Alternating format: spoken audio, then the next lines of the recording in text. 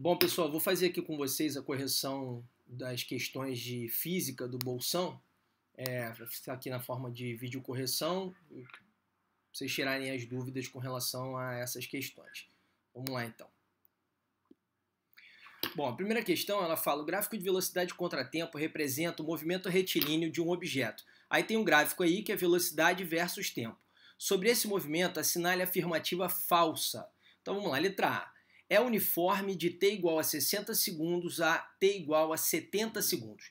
Percebam aí que entre t igual a 60 segundos e t igual a 70 segundos, esse intervalo aqui, ó, a velocidade aumenta. A velocidade que aqui valia 25, ela vai subindo e passa a valer 35. Então o movimento não é uniforme, é um movimento uniformemente variado, já que a velocidade aumenta e o gráfico da velocidade é uma reta, o que mostra que a aceleração é constante. Um movimento com aceleração constante é classificado como movimento uniformemente variado. Então a afirmativa falsa é a letra A, essa é a resposta desse problema, letra A.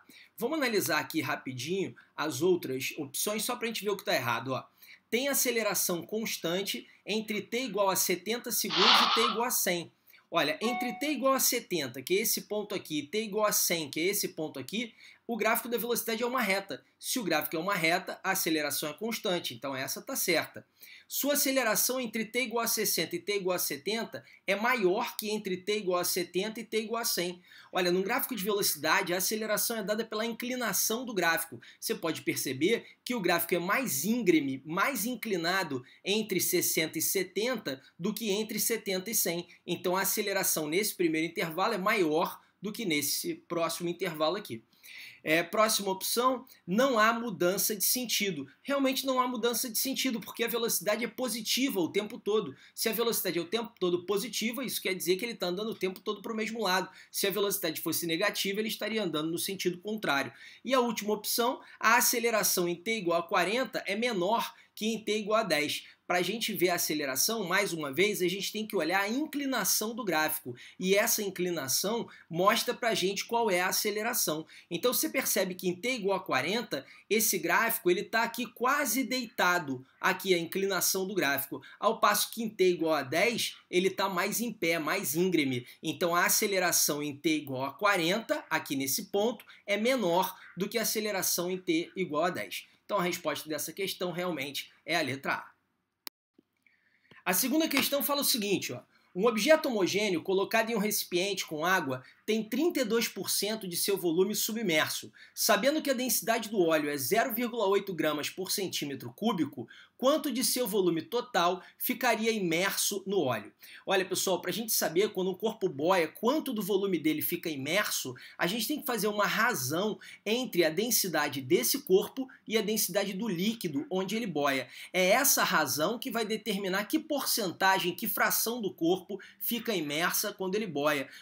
Isso acontece porque, na verdade, para ele boiar, é necessário que o empuxo seja igual ao peso. E o empuxo é igual ao peso do líquido deslocado. Ou seja, é o peso daquele volume de líquido correspondente à fração do corpo que está submersa. Daí, essa igualdade entre a proporção à fração submersa e a razão entre a densidade do corpo e a densidade do líquido. Nesse caso aqui, ele fala o seguinte, ó, que esse corpo, quando colocado na água, que tem densidade 1, conforme diz o problema, ele fica com 32% do volume submerso. Então a gente sabe que a razão entre a densidade dele e a densidade da água é 32%, é 0,32. Então a gente poderia escrever que a densidade desse corpo sobre a densidade da água vai ser igual a 32%, 0,32. Mas como a gente sabe que a densidade da água é igual a 1, então dá para concluir que a densidade desse corpo é igual a 0,32 gramas por centímetro cúbico. Se eu quero saber agora qual é a fração que fica submersa quando esse mesmo corpo está imerso em óleo, que tem densidade 0,8, eu preciso fazer uma razão entre a densidade dele e a densidade do óleo. E fazendo essa razão, ó, densidade do corpo 0,32, como a gente acabou de ver, sobre densidade do óleo 0,8. Fazendo essa continha aqui, a gente chega à conclusão de que essa razão dá 0,4 e 0,4 é a mesma coisa que 40%. Então a gente já sabe que esse corpo, quando imerso em óleo, vai ficar com uma fração submersa de 40%. A resposta é a letra C. A terceira questão fala assim: certa quantidade de gás sofre 3 transformações sucessivas, AB, BC e CA, conforme o diagrama PV apresentado na figura. Olhando para esse diagrama PV, pessoal, vamos dar uma olhada nessas 3 transformações a que ele se refere no enunciado do problema. Olha, a primeira transformação, a transformação AB, é uma transformação onde a pressão permanece constante. Percebe que a pressão está aqui, ó. Então no ponto A nós temos essa pressão aqui, que permanece a mesma até o ponto B. Então essa é uma transformação isobárica. A pressão constante, o volume, ó, ele aumenta, ele começa com esse volume aqui e no ponto B ele já está com um volume maior. Então o volume aumentou, ele expandiu e a pressão não mudou. É uma expansão isobárica. De B para C, ele sai desse ponto B com essa pressão, vai para esse ponto C com uma pressão maior. Então aqui a pressão aumentou e o volume diminuiu. O volume que era esse voltou a ser aquele volume inicial. Então houve um aumento de pressão, uma redução de volume, uma compressão que houve nesse caso, com o aumento de pressão. Diminuiu o volume e a pressão aumentou. E do ponto C para o ponto A, você percebe que a pressão diminui, ele sai dessa pressão e volta para essa pressão, mas o volume permanece o mesmo. Então é uma transformação isométrica, também chamada de isovolumétrica ou isocórica. E ele quer saber a respeito dessas transformações qual é a afirmativa correta. Vamos lá, letra A. O trabalho total realizado no ciclo ABCA é nulo. Não, tá errada essa, o trabalho não é nulo. O trabalho em uma transformação cíclica, como é o caso dessa, ele é dado pela área dentro do ciclo, seria essa área. E como esse ciclo acontece no sentido anti-horário, ele é um trabalho negativo, um trabalho realizado sobre o gás, não é nulo. Letra B. A energia interna do gás no estado C é menor que no estado A. Olha, a energia interna está diretamente ligada à temperatura. A gente precisa analisar a temperatura para saber sobre a energia interna. E ele está dizendo que no estado C, essa energia interna é menor que no estado A. Olha, está errado. A gente sabe que num gráfico pressão-volume, quanto mais próximo estivermos da origem, menor será a temperatura. E quanto mais afastados da origem, maior a temperatura. Perceba que o ponto A está muito mais perto da origem do que o ponto C. Então a temperatura no ponto C é mais alta. Então a energia interna no ponto C também é mais alta.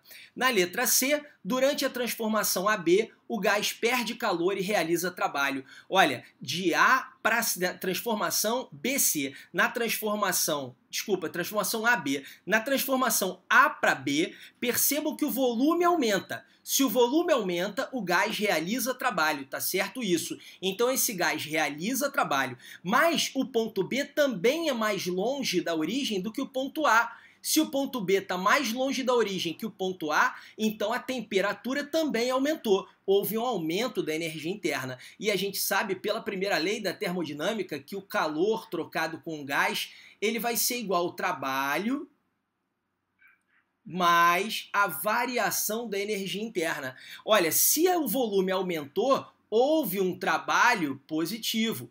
Se a temperatura aumentou, houve uma variação de energia interna positiva. E se eu somar positivo mais positivo, o resultado do calor vai ser positivo também. Calor positivo quer dizer o gás recebeu calor e não perdeu calor. Então está errada a letra C. Na letra D ele fala que a transformação BC é isotérmica. Cuidado com essa, muita gente vai marcar essa opção, porque vai pensar, de B para C, a pressão aumentou, o volume diminuiu, então a temperatura permaneceu constante. Olha, isso não é suficiente. Para a gente afirmar que a temperatura permaneceu constante durante essa curva, para afirmar que isso aqui é uma isoterma, é necessário que a pressão tenha aumentado e o volume tenha diminuído na mesma proporção. E nesse gráfico não tem valores, então não dá para a gente afirmar que isso aconteceu na mesma proporção. Então não dá para afirmar que essa transformação foi isotérmica. Pode até ter sido, mas a gente não tem como afirmar isso. E na letra E, a variação da energia interna no ciclo ABCA é nula. Pessoal, em qualquer transformação cíclica, a variação da energia interna é nula, porque a gente parte de um estado, no caso o estado A, e retorna para esse estado A. Se a gente retorna para o mesmo estado, a gente termina com a mesma temperatura que começou. E lembra, energia interna tem a ver com temperatura. Se a gente termina com a mesma temperatura, a gente termina com a mesma energia interna. Então não houve variação de energia interna. A resposta certa é justamente a letra E. Chegamos aqui à quarta questão. O arranjo experimental representado na figura é formado por uma fonte de tensão F, um amperímetro A, um voltímetro V, 3 resistores R1, R2 e R3 de resistências iguais e fios de ligação. Quando o amperímetro mede uma corrente de 2 amperes e o voltímetro uma tensão de 6 volts, a potência total dissipada no circuito é igual a... Aí ele diz aqui, ó, note e adote, a resistência interna do voltímetro é muito maior que a dos resistores. O voltímetro é ideal. O amperímetro e a fonte têm resistência nula, são ideais também. As resistências dos fios de ligação devem ser ignoradas, fios ideais. Então o circuito todo ideal, os instrumentos de medição, a fonte, os fios, todos ideais. A gente quer saber então, quando o amperímetro marca 2 amperes, quando o voltímetro marca 6 volts, qual é a potência dissipada no circuito total. Pessoal, olha só, percebam aqui pelo desenho que essa resistência R1 e essa resistência R2, elas estão ligadas em série. Se elas estão ligadas em série, a corrente que passa em uma é a mesma corrente que passa na outra. E essas duas resistências são iguais, é o que está dito no enunciado. Olha, se elas são iguais e se elas são atravessadas pela mesma corrente, elas têm a mesma DDP, a mesma diferença de potencial. Então, a diferença de potencial nos polos desse resistor aqui, se a gente botasse um outro voltímetro ligado aqui, esse voltímetro também marcaria 6 volts, exatamente como o outro. E a DDP desse ponto até esse ponto aqui seria 6 mais 6, 12 volts.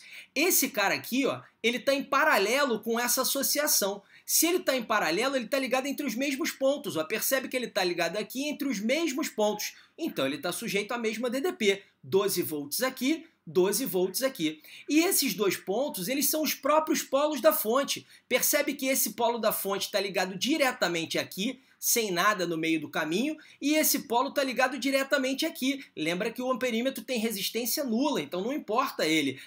O potencial nesse ponto é o mesmo potencial desse. Ah, então a DDP da própria fonte é aquela DDP de 12 volts que eu acabei de falar. Se ela é uma DDP de 12 volts, como eu acabei de falar, então nós temos uma corrente total de 2 amperes e uma DDP total de 12 volts. Para a gente saber a potência dissipada pelo circuito, é só a gente fazer U vezes I. Se a gente tem uma potência total, uma DDP total de 12 volts e tem uma corrente total de 2 amperes, a potência total dissipada por esse circuito é uma potência de 24 watts. E a resposta está aqui, ó, na letra D. Última questãozinha aí do bolsão para vocês. Um carro de bombeiros transita 90 km por hora com a sirene ligada em uma rua reta e plana. A sirene emite um som de 630 Hz. Uma pessoa parada na calçada da rua, esperando para atravessar pela faixa de pedestre, escuta o som da sirene e observa o carro de bombeiros se aproximando. Nessa situação, sem recorrer a fórmulas, marque a opção que traz a frequência do som ouvido pela pessoa. Pessoal, não precisa saber fórmula para resolver essa questão, o próprio enunciado diz isso. A gente está falando de um fenômeno ondulatório que se chama efeito Joule, que se chama efeito Doppler. Esse efeito Doppler, ele mostra pra gente que a frequência com que um receptor recebe uma onda, uma emissão ondulatória, ela pode ser diferente daquela frequência com que essa onda foi emitida pela fonte. Para isso, basta que a fonte e o receptor estejam se aproximando ou se afastando entre si. Quando eles estão se aproximando, o receptor recebe essa onda com uma frequência mais alta do que aquela com que ela foi emitida. E se estiverem se afastando, recebe com uma frequência mais baixa do que aquela com que a onda foi emitida. Nesse caso, ele diz que o carro do bombeiro está se aproximando. Se o carro do bombeiro está se aproximando, então quem escuta esse som vai ouvir um som, vai receber um som com a frequência mais alta do que a frequência que foi emitida. E a frequência que foi emitida foi a frequência de 630 Hz. Olha, a gente vai olhar para as opções e vai perceber que só tem uma opção em que a frequência é maior do que 630, que seria a letra E, 680 Hz. Então essa é a única opção possível para essa questão. Bom, espero que vocês tenham gostado aí dos comentários da questão, espero que tenham ido bem também. Boa sorte, o resultado sai na segunda-feira, não deixe de comparecer à Secretaria da Seção para pegar o resultado de vocês. A gente espera vocês no dia 15 de fevereiro, no início das aulas. Grande abraço aí para todo mundo.